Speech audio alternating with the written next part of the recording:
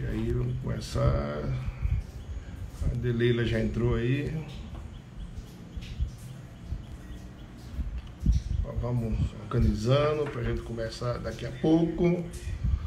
Só mais um tempinho. Vamos convidando aí, pessoal. Convidando outras pessoas, os amigos, para a gente começar essa live bacana hoje. Vamos debatendo aqui um tema importantíssimo que a gente vai ter a oportunidade de fazer, tá? Então, agora não.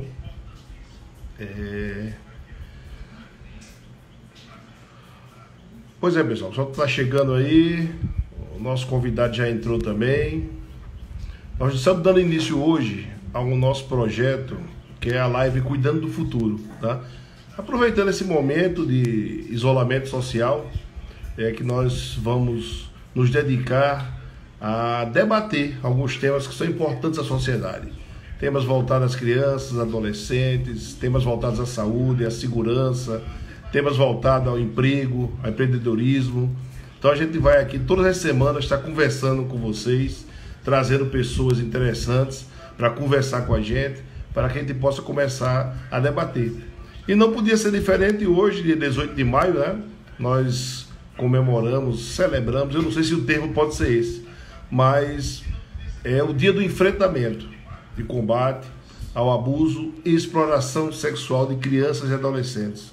Um tema que é muito pertinente na nossa vida, um tema que está ao nosso lado no dia a dia, né? Lamentavelmente, a gente sabe que o maior índice de abuso sexual, ele é na nossa família, ele é nos nossos vizinhos, nos nossos amigos.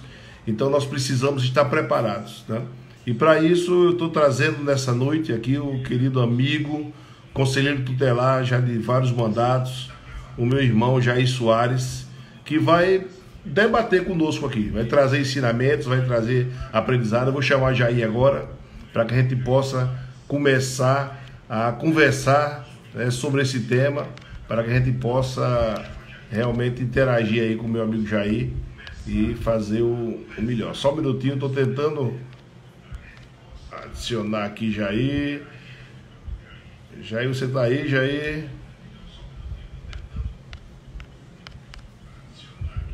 O Jair está aparecendo assim, Jair não pode participar. Você está com algum bloqueio aí? Dá uma olhadinha, por favor.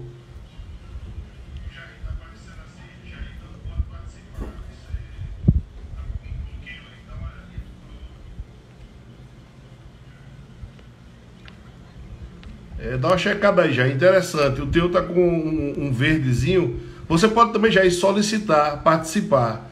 Que aí eu aceito você aqui. Dá uma olhada aí, por favor, Jair.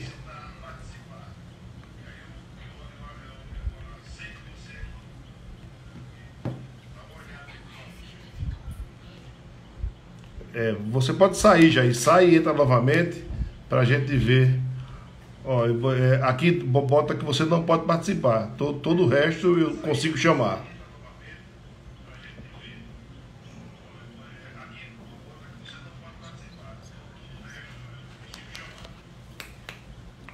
O seu som.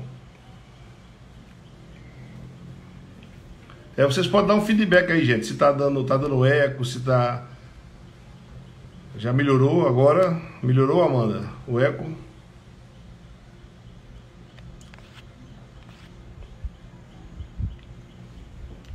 Vamos ver se o nosso Jair Soares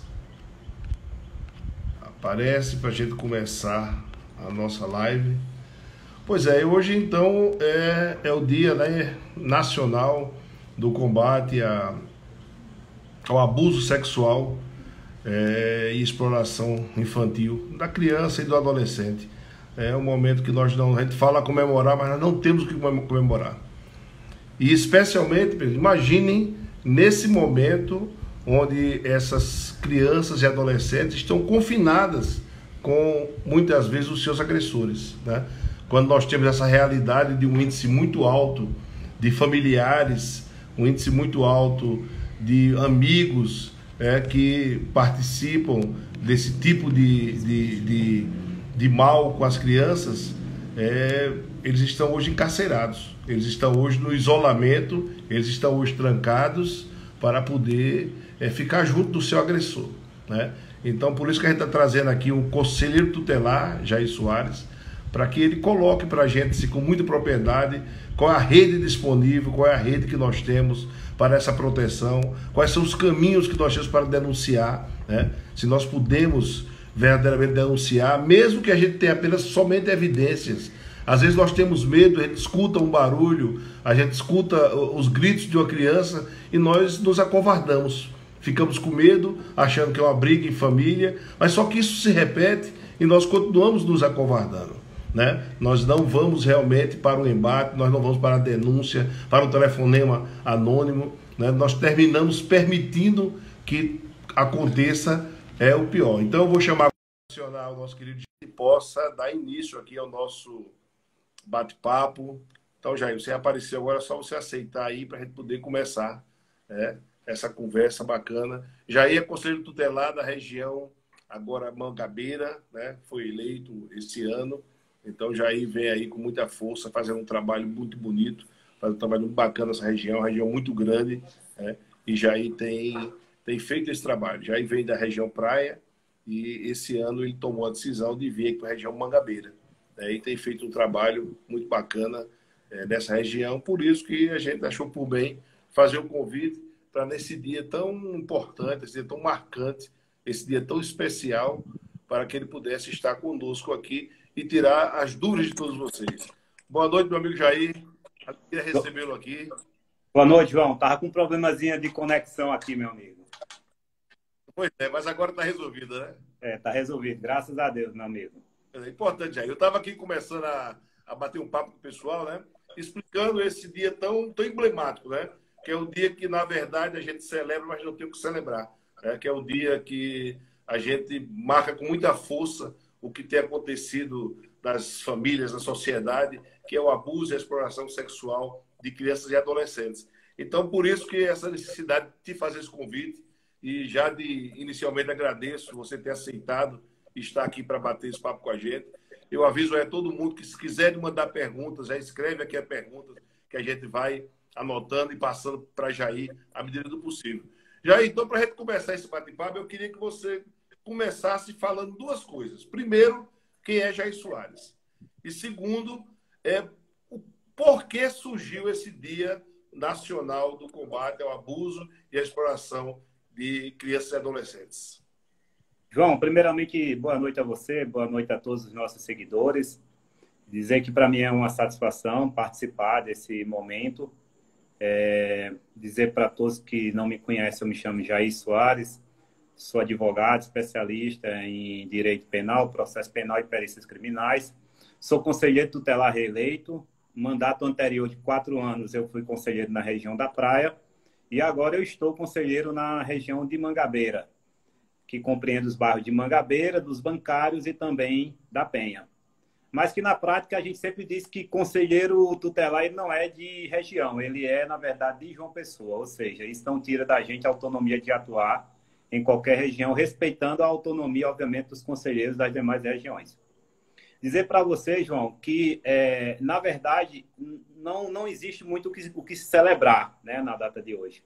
Na verdade, o dia 18 de maio é um marco, né? Na verdade, ele é um marco referencial da luta das entidades, dos órgãos de defesa, de proteção de direito de criança e adolescente com relação ao abuso e à exploração sexual de criança e adolescente.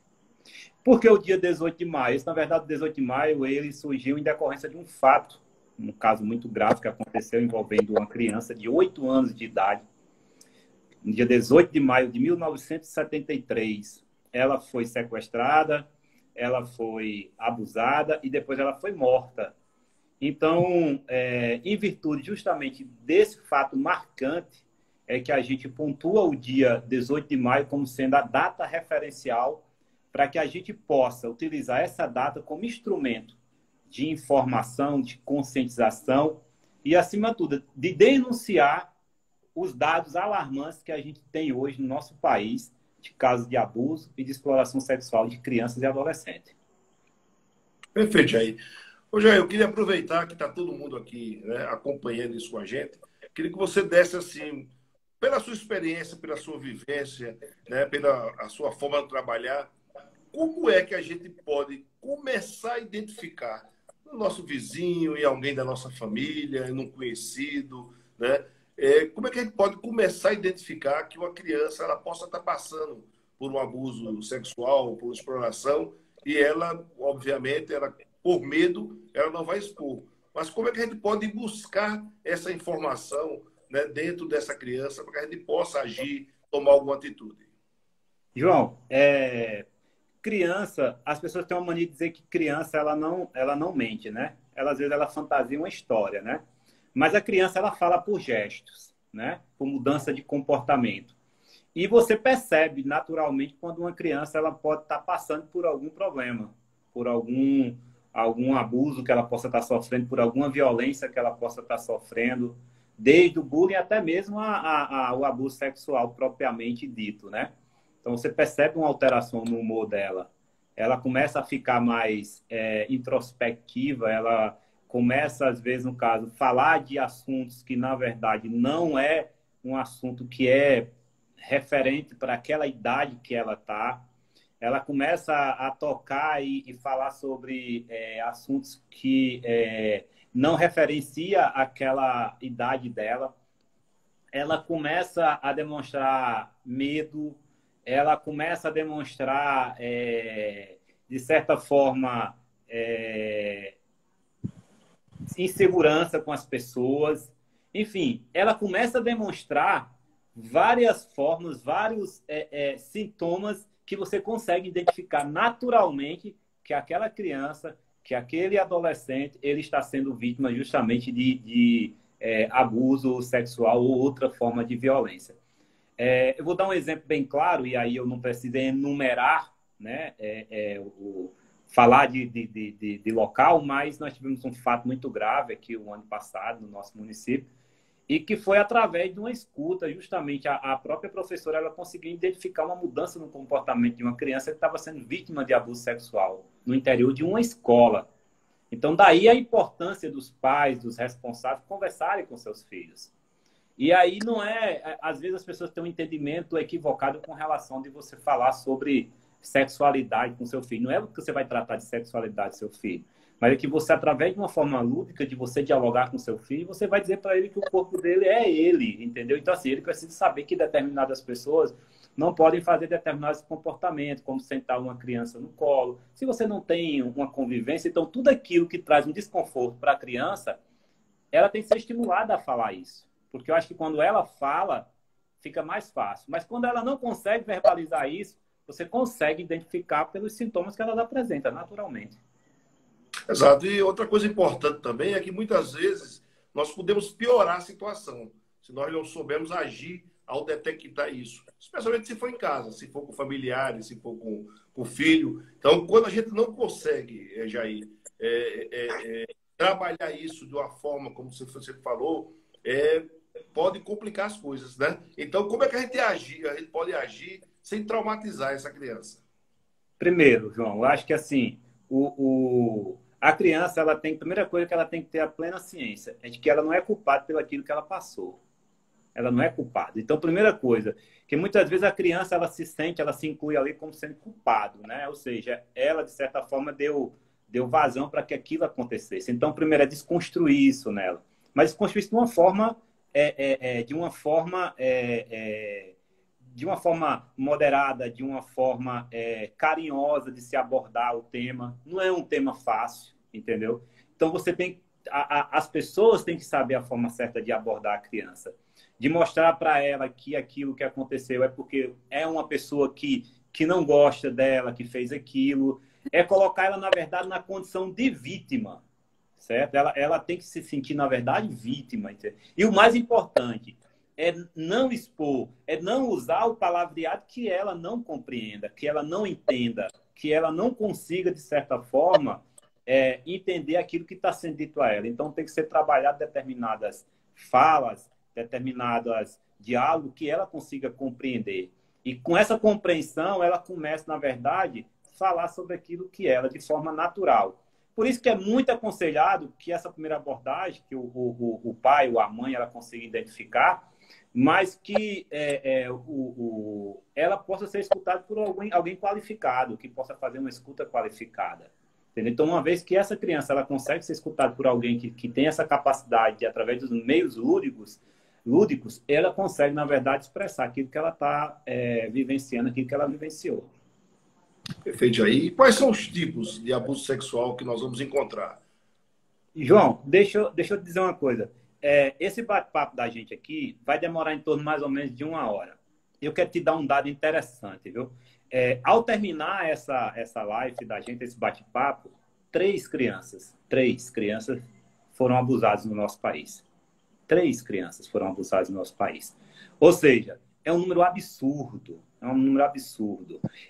Essa matriz que foi construída, ela foi construída a partir de 2011. A partir de 2011. Então, de 2011 para cá, para 2018, ou de 2011 para 2018, nós fechamos com 177 mil notificações de abuso sexual contra crianças e adolescentes.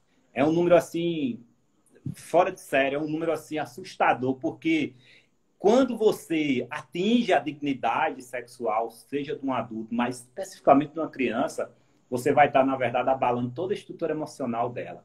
Se você não saber trabalhar essa criança, ela será uma criança que vai crescer traumatizada, que não vai entender por que vivenciou aquilo, entendeu? E aí é mais do que importante que a gente consiga identificar. Que existe diferença, existe, no caso, a exploração sexual para fins comerciais, como existe também a exploração sexual para fins de tráfico, entendeu? Às vezes as pessoas vão dizer, não, porque aquela criança está se prostituindo. Criança não se prostitui, né? Criança, ela é explorada sexualmente.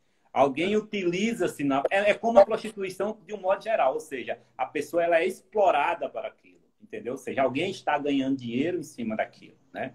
Nós temos o abuso propriamente dito, né? O abuso em si, que é o ato, né? Em si, de você chegar e de você... Só o fato de você... Muita gente entende o seguinte, olha, o abuso é a conjunção, é a relação em si. Mas o abuso, na verdade, é o simples ato de tocar no corpo, certo? Teu corpo é tuas regras, tu que dita tuas regras. Então, ninguém pode chegar e tocar no corpo de uma criança, de um adolescente, colocar no colo, tirar a roupa dela, fazer qualquer tipo de coisa. O corpo da criança é dela, certo? Então, ou seja, para tocar naquele corpo, a partir do momento que você toca, qualquer gesto que você faça, você está cometendo já o abuso. Tanto é que, antigamente, a gente tinha o que a gente chamava, que era o abuso sexual em si, e era o ato libidinoso. Só que não existe mais a questão do ato libidinoso. Então, tudo é abuso sexual. Tudo é estupro de vulnerável, né? Qualquer ato que seja cometido contra uma criança é considerado, na verdade, estupro de vulnerável.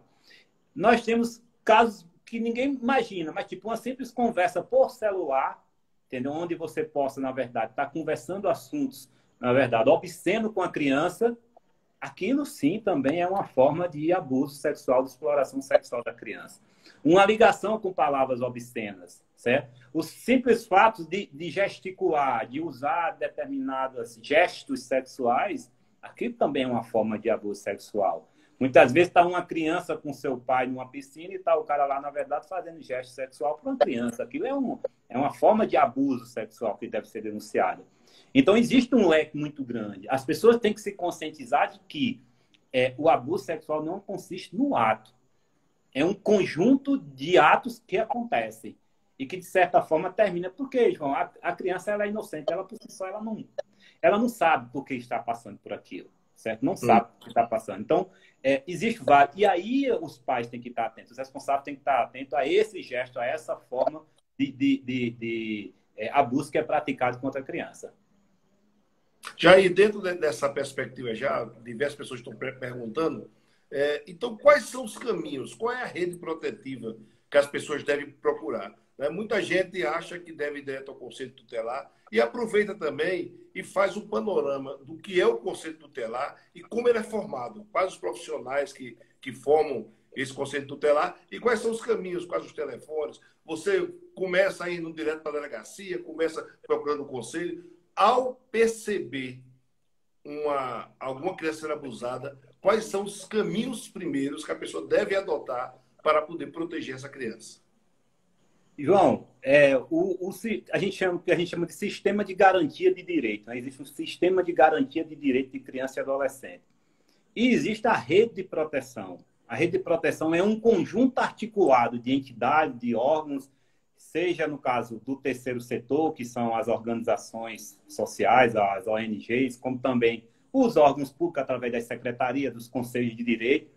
Então, esses órgãos articulados, eles estão preparados, na verdade, para fazer com que a denúncia de abuso sexual ela siga um fluxo estabelecido, né?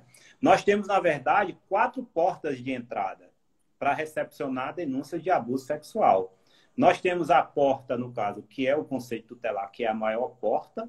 Ela, na verdade, ela recepciona aí 90% das denúncias de abuso sexual e toda e outra violência ou violação de direito.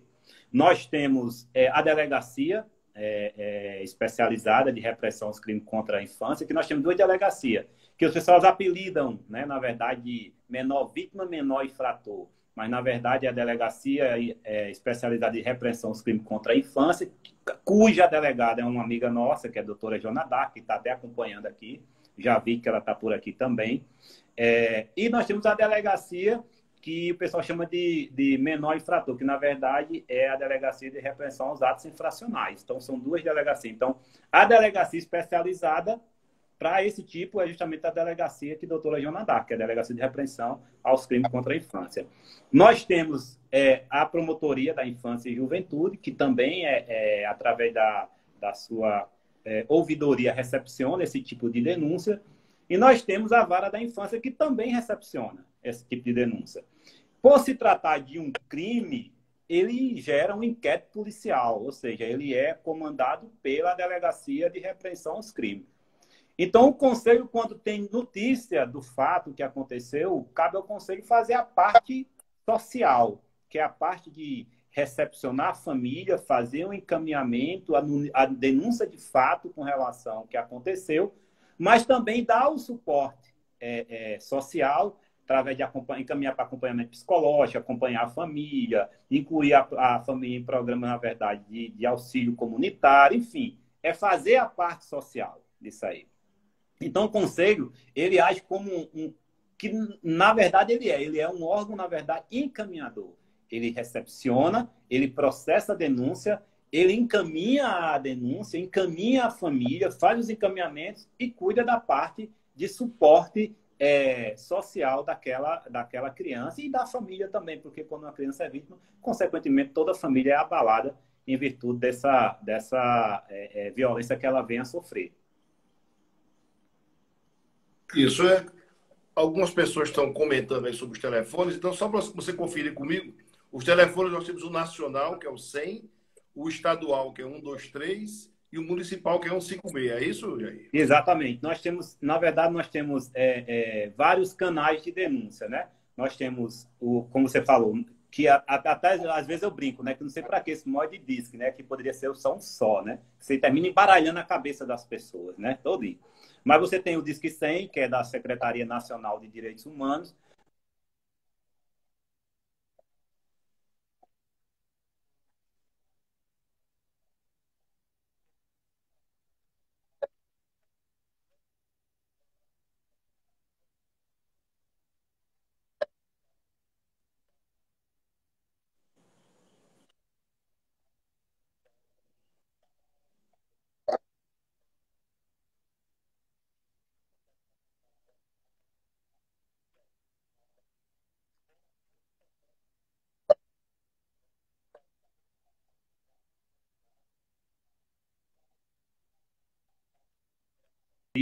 Do MP, que está para recepcionar. Você tem a própria delegacia, a doutora Joana Dark, sempre muito, muito, muito assim, atenta, sempre muito prestativa. Estão reclamando que está sem áudio, João. É o meu? Acho que é o seu, viu? Que aqui tá ok. Vou verificar Você tá me aqui. Eu estou te ouvindo, João. tá ouvindo, né? Então acho que é o seu, Jair. É o teu aí.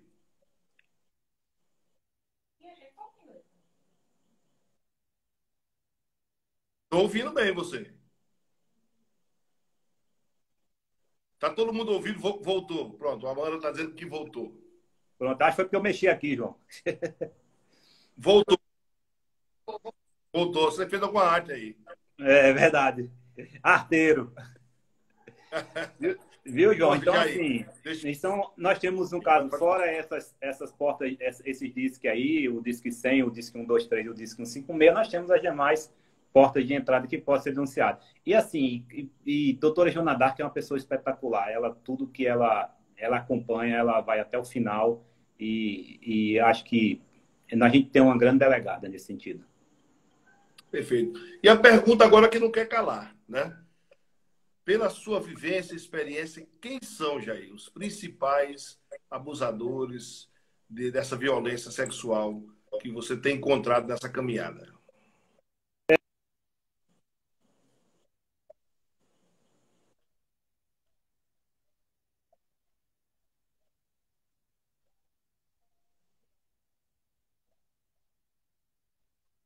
Confiança das crianças, que detém a confiança daqueles que estão dentro de casa, são aqueles que estão próximos, são aqueles que têm o dever de cuidar, aquele que tem a obrigação de proteger, de fazer valer o artigo 4º do Estatuto da Criança e Adolescente, que lá diz que é obrigação da família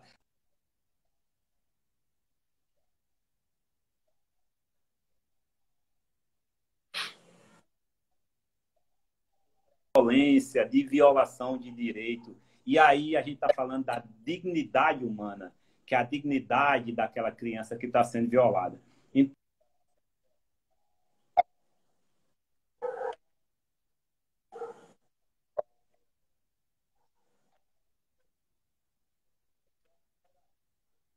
crianças. E aí nos preocupa num momento desse que a gente está falando, que nós vivemos um momento de pandemia, certo? Então é importante que a gente possa estar mais atento com relação a isso.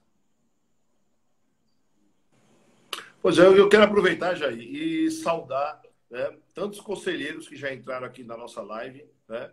E eu gostaria, de, em nome de Renatinho Lucena, da Sicov, saudar todas as ONGs que hoje fizeram esse tipo de trabalho, fizeram esse tipo de debate, esse tipo de entrevista, realmente levaram, né, esse tema à sua exaustão, para que fosse uma oportunidade de esclarecer as pessoas, de melhor informar, para que a gente possa trabalhar, né, essa questão da criança e da adolescente. E como você falou, eu acho que é um dos piores violências que pode acontecer, realmente é o abuso e a exploração sexual. Então, eu acho que parabenizar aí a todas as ONGs que hoje levantaram essa bandeira, trouxeram conselheiros para falar, os conselheiros se colocaram à disposição. Então, eu acho que é importante isso. Aproveitar esse momento especial que estamos em casa para que a gente possa levar esse tema à sua exaustão. E tá de parabéns aí, todo mundo. Pessoal, o som tá ok? Dá um ok aí. Dá um ok aí se o som tá ok. Ô, João, Oi, pode falar, gente. eu acho que está tendo um probleminha no meu som. Eu vou sair e volto bem rapidinho, só para eu ver o que é. É coisa de 1 minuto. Pronto, reinicia aí.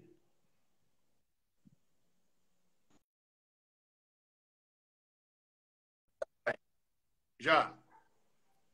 Pronto, já aí vai reiniciar, que aí ele retoma aí. Eu vou mandar um convite para ele, para que a gente possa retomar. Tem muita coisa bacana para a gente conversar.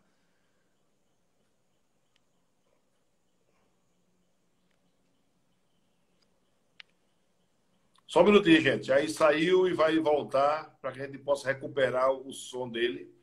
É só um segundinho, que a gente vai continuar aqui o nosso bate-papo, que está muito interessante. Realmente é um tema muito pertinente. E como eu estou falando hoje, foi muito bacana. Diversas ONGs, instituições trabalharam, né, esse tema. E hoje é um dia emblemático, né? Um dia que, como falou, a gente não tem muito que comemorar, mas ele tem que servir mesmo como um marco. Ele tem que servir como um sinal para que a gente vá à exaustão, à reflexão, né? A gente fazer uma reflexão sobre esse tema, o que nós estamos fazendo, né? Se nós estamos vendo acontecer as coisas, estamos fechando nossos olhos, não estamos encarando essa perspectiva de defender, né, as nossas crianças e adolescentes em qualquer espaço, ambiente. Jair, mandei o convite.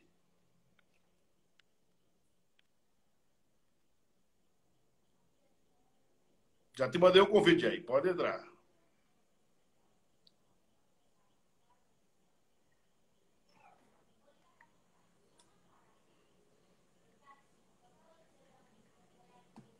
Pois é, Aninha, acho que são iniciativas como essas, né, que nós precisamos fazer realmente esse momento para que as pessoas, de repente, abrir os olhos, né?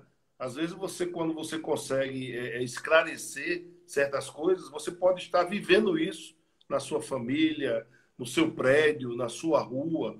Você pode estar vendo isso acontecer e não estar abrindo o olho para que isso é uma violência sexual, né? Que isso é um abuso, que isso é uma exploração sexual e está deixando aquilo acontecer, né? Então, nós precisamos realmente fazer a nossa parte.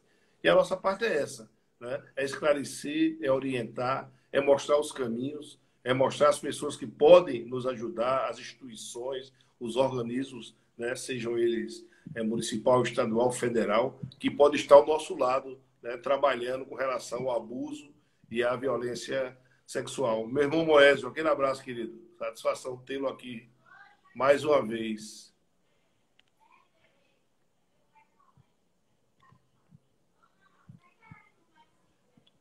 Eu já mandei um convite várias vezes. Você caiu aí a sua conexão? Pois é, delegado. Eu imagino a senhora que vive, né, diariamente isso. Eu acho que concordo com as suas palavras. É um dos crimes mais cruéis, porque você atinge aquele indefeso, né? Aquela pessoa que não tem a menor capacidade de se defender. E muitas vezes essas pessoas, essas crianças, elas se sentem culpadas. É incrível, né? Ela afeta toda a vida dela, porque ela, além de ser abusada, ela se sente culpada do que está acontecendo, né? Deixa eu ver aqui, Jair Soares, cadê tu, Jair Soares?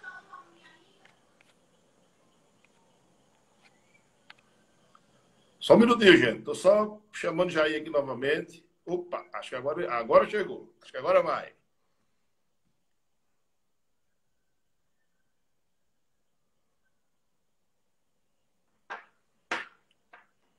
Então, aguardar só Jair aceitar. Agora foi. O chamado foi agora. Pois é, então a gente precisa realmente colocar esse tema, né, na sua abundância, porque é a única forma que a gente tem de proteger esses que são desprotegidos, né? Esses que muitas vezes... Pronto, voltou? Voltei, João. Pronto, aí tá certo. Agora voltou com o som, tá mais do que em ordem. E aí, deixa eu te fazer uma pergunta, que eu acho uma coisa bem interessante, essa pergunta. Eu queria que você colocasse, se por coincidência, a violência, o abuso sexual infantil, ele só acontece naquelas comunidades menos favorecidas, mais carentes?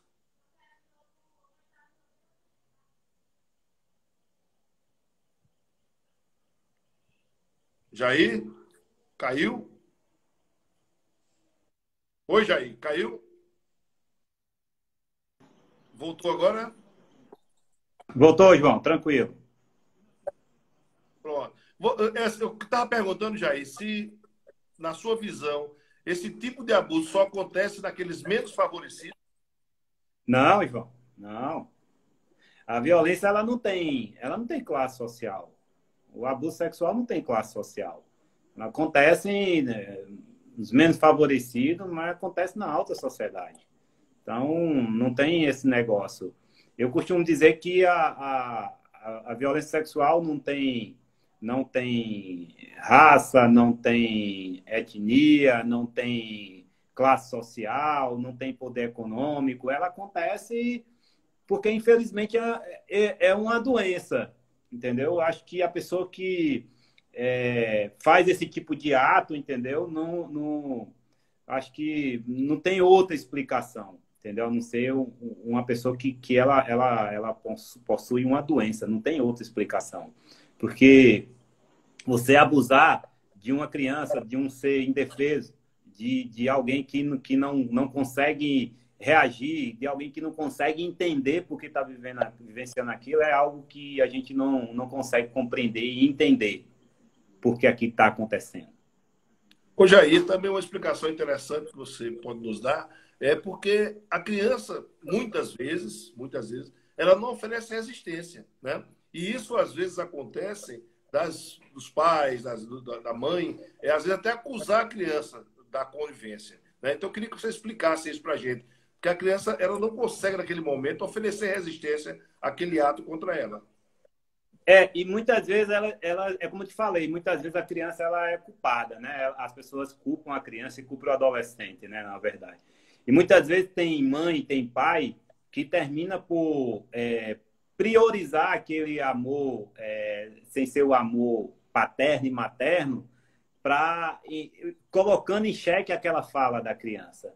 Nós temos casos de crianças, nós temos casos de adolescentes que fugiram de casa porque relataram casos de abuso sexual e que os pais não acreditaram, que a mãe não acreditou, que o pai não acreditou, preferiu acreditar num abusador. Nós temos o caso aqui, eu acho que você está lembrado, que aconteceu lá ali na Gauchinha, ali no Costa e Silva, o caso de uma criança de 11 anos de idade, que ela foi violentada pelo padrasto, estuprada. Ela chegou até a engravidar e teve esse bebê. Inclusive, ela teve esse bebê.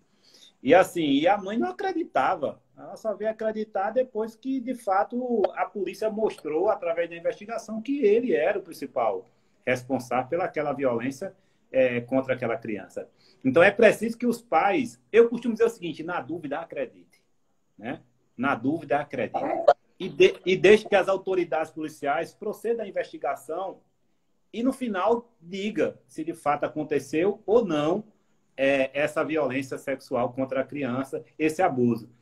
Porque é melhor a gente pecar por excesso do que por omissão. E eu sempre faço isso, eu peco por excesso. Geralmente, nos meus encaminhamentos, eu sempre relato, quando a gente não tem a comprovação efetiva, a gente fala possível abuso sexual, porque a delegacia ela consegue fazer essa investigação de forma mais clara. Então, a gente entende que é algo que, uma vez não comprovado efetivamente, acaba com a vida de uma pessoa também. Mas a gente tem que entender que a criança e a adolescente sempre será a prioridade, porque são seres em desenvolvimento. E, por ser seres em desenvolvimento, precisam de uma atenção melhor.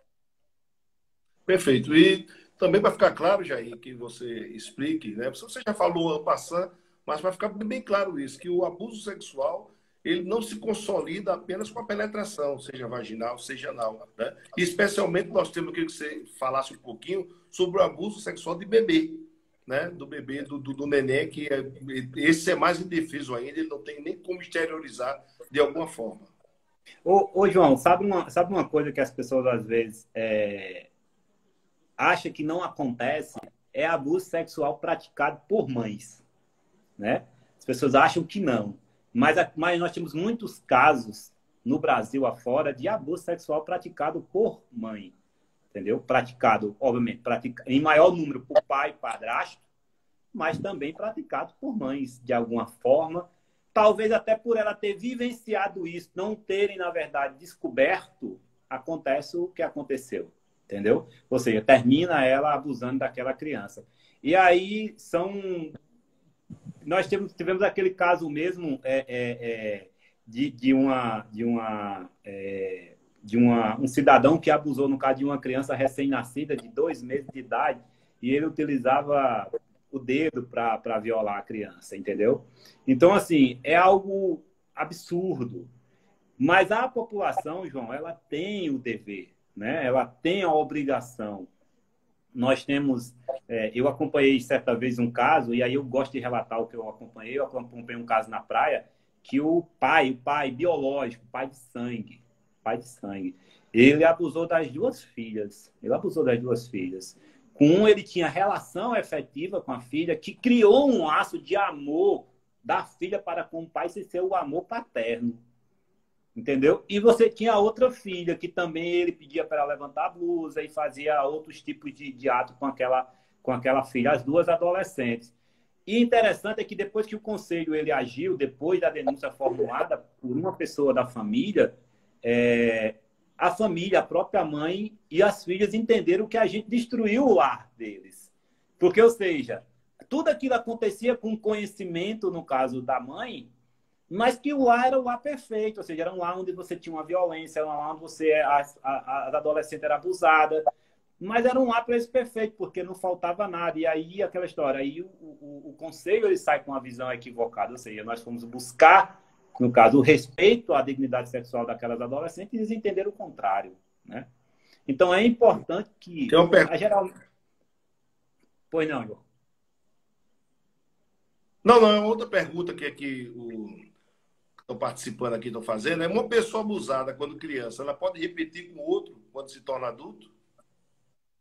João, existe estudos clínicos, né, que comprovam que, via de regra, um abusador foi abusado.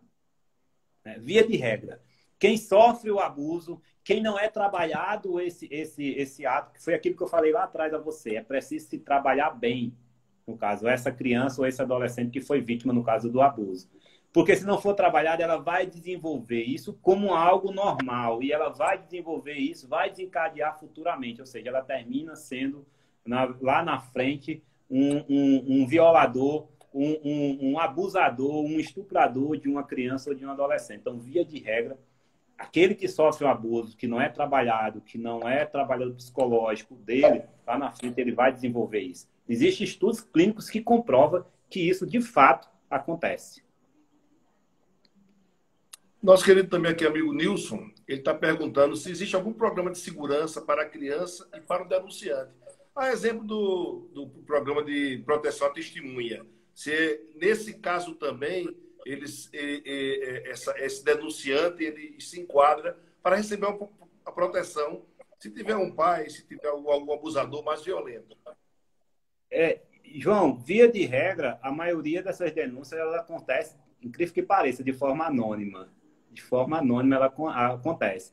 Mas aqueles casos que requer uma medida de proteção à segurança do denunciante e das vítimas, seja a criança, o adolescente ou a família, o Estado brasileiro tem as formas, no caso de implementação dessas medidas de proteção. Agora, existe uma diretriz da gente não divulgar quais são as instituições que fazem esse tipo, até como forma de proteção daquelas pessoas, entendeu? Que lá se encontra sob a proteção do Estado brasileiro. Mas existe sim. Existe... o Agora, Estado ele dá proteção tanto para a criança, como para a família, como também para aquele denunciante. eu achei interessante aqui uma colocação que a pessoa fez. A mesma pessoa que fez aquela pergunta, se a pessoa que foi abusada, ela pode se tornar um abusador, e você disse que sim. Mas aí ela faz a seguinte pergunta: e nesse caso, ele é um doente ou um criminoso? Ele é Aquele os que está dois. abusando pela sua história. Ele é os dois. Ele é os dois. Ele é os dois. Ou seja, ele foi vítima do abuso, ele não foi tratado, foi negligenciado pelo Estado brasileiro, ele não foi tratado, não foi acompanhado, ou muitas vezes não se tomou ciência daquele abuso que ele sofreu.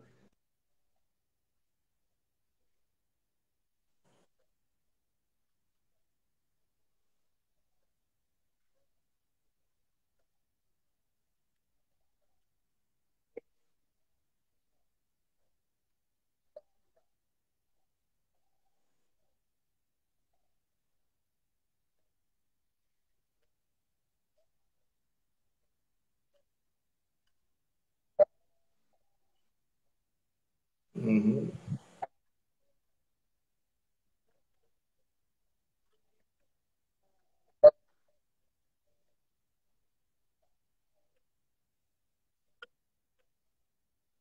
Claro.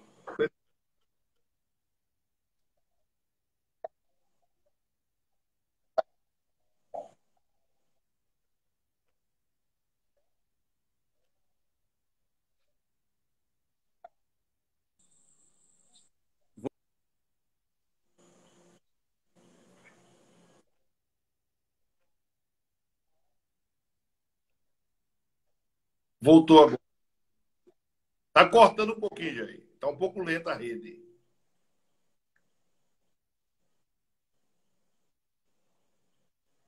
como se a rede estivesse lenta.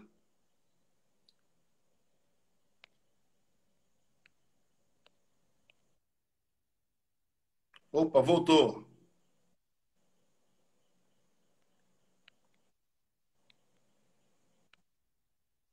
Jair, voltou?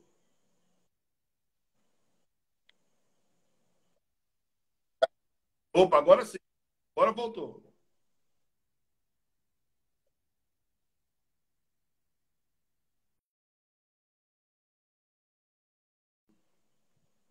Ele está cortando, Jair. Vai fechar, nós temos 15 minutos ainda. Ele fechou para chamar novamente. São os ossos da internet, né? Vamos chamar novamente aqui ele para ver se. Mas o tema é muito palpitante, né? Um tema realmente de uma riqueza, né? Sem fim. Aí, Jair voltou? E aí, voltou agora?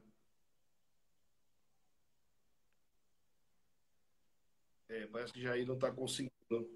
Oi? E aí, Jair?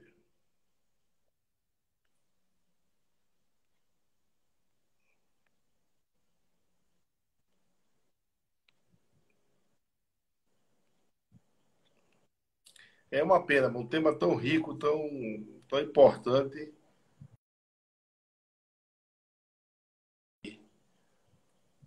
Porque muita gente usando rede agora, né, pessoal? Com esse isolamento, todas as operadoras estão realmente com dificuldades em atender bem. Já não atendia antes, né? A gente já tinha, lamentavelmente, essa dificuldade de atender. E aí, Jair? Tá ouvindo, João? Ora, agora voltou. Beleza. Primeira, meu amigo. Dê só um reforço nessa questão, porque estou pedindo para você repetir essa resposta com relação se é criminoso ou se é doente. Eu vou voltar a quem perguntou foi Cláudio, não é isso? Foi, Cláudia. Cláudia, né? Cláudia, é isso. Pronto, vou responder.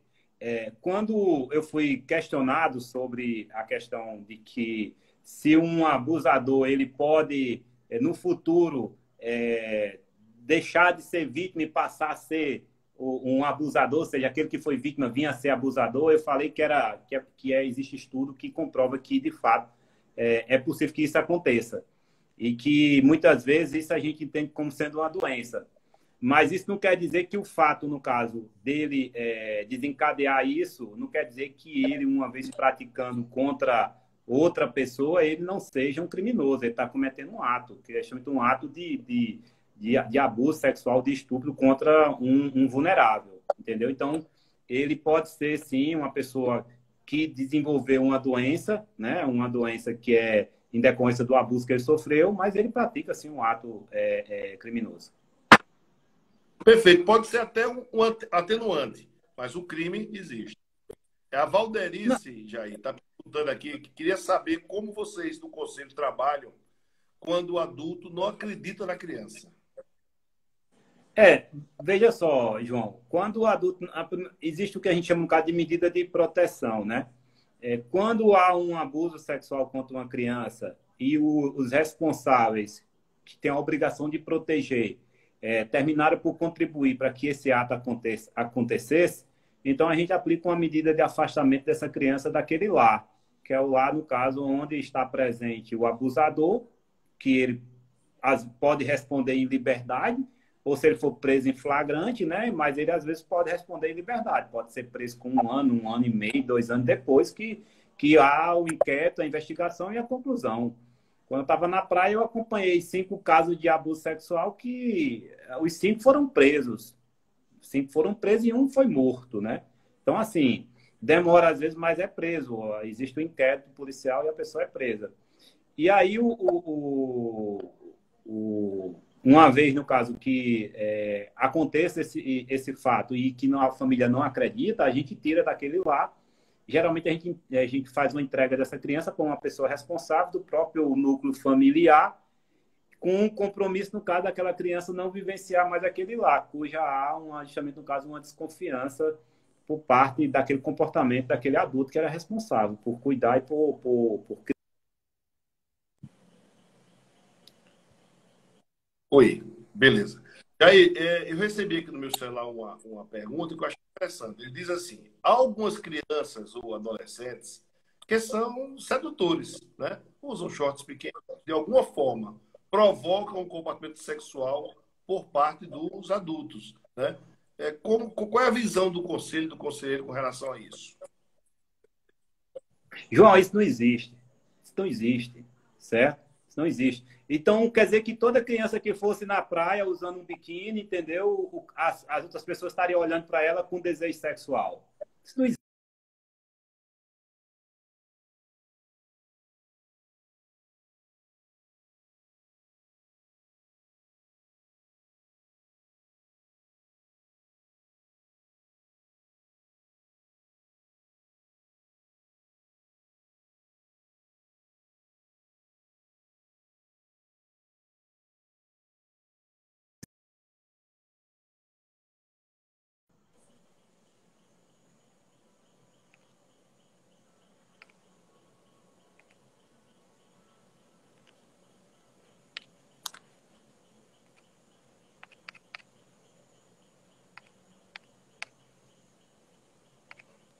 Parece que deu uma travada geral, né, pessoal? Vocês estão ouvindo aí?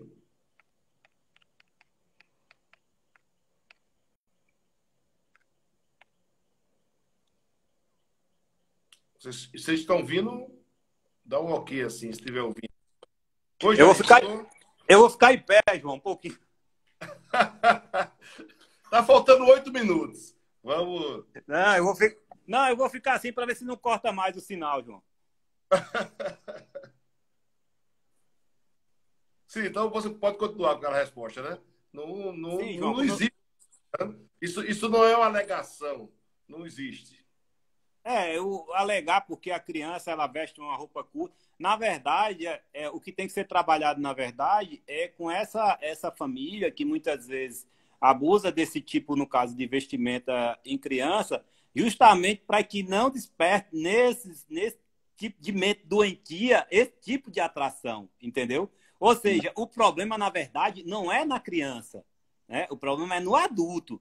Porque o adulto que ele desenvolve atração sexual numa criança, porque a criança está com uma roupa curta, sinceramente, ele é doente. Aí, literalmente, ele é doente. Ele precisa de tratamento, entendeu, João? Isso não Aham. se justifica. Ô, João, me permita dar um dado interessante. Existem duas faixas que o Ministério da Saúde, porque essa matriz de acompanhamento das notificações de abuso sexual de criança e adolescente, ela vem desde 2011 e na matriz lá elas fazem uma divisão bastante interessante. Eles colocam de 0 a 10 anos e no caso de 10 até os 18 anos.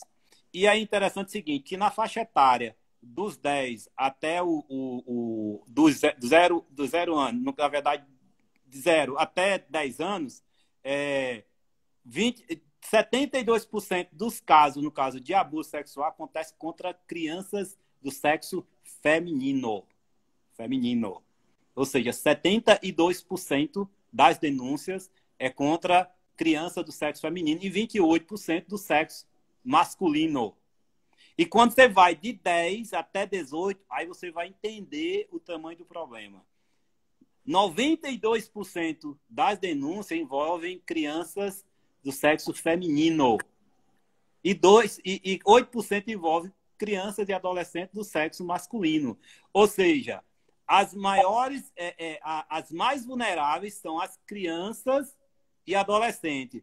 Mas as crianças e adolescentes femininas são ainda mais vulneráveis ainda. Ou seja, deve-se ter o cuidado redobrado. Além de você já ter cuidado natural com seus filhos para que não aconteça, você tem que ter um cuidado redobrado com suas filhas, tanto adolescentes como crianças. Os adultos, a Cláudia está perguntando, os adultos que elogiam crianças pelo seu corpo, né? Eu acho que a prática conta mais disso. Ele é um suposto abusador? Ele está olhando com outras intenções. Ele está olhando com outras intenções.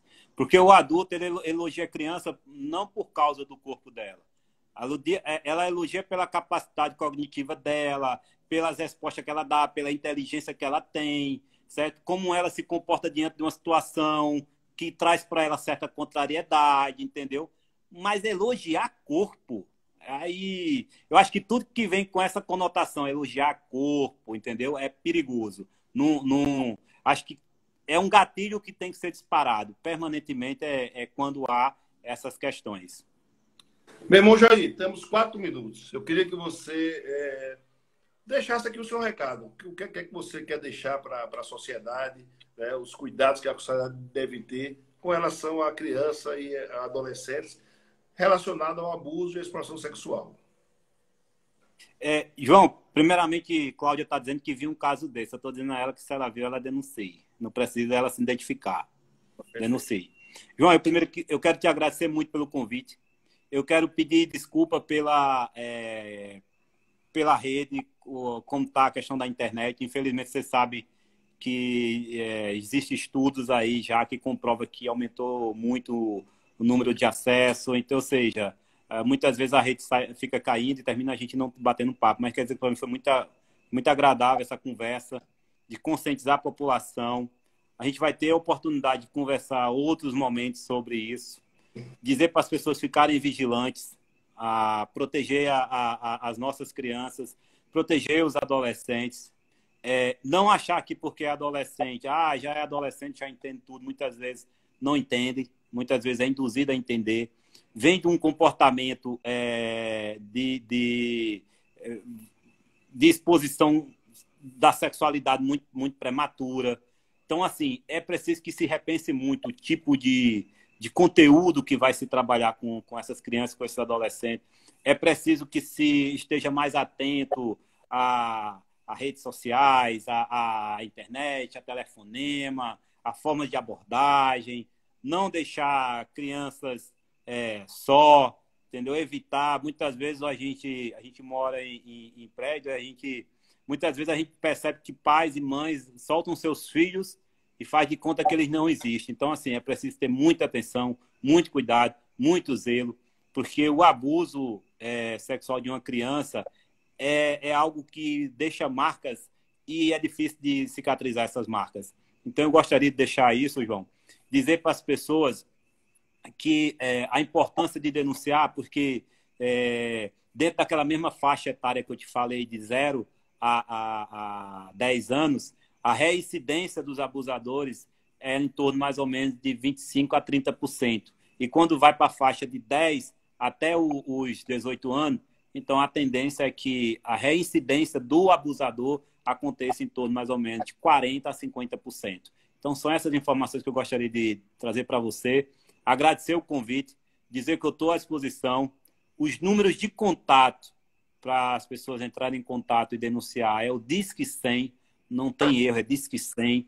Não faça de conta que não viu. Não faça de conta que você não tem conhecimento.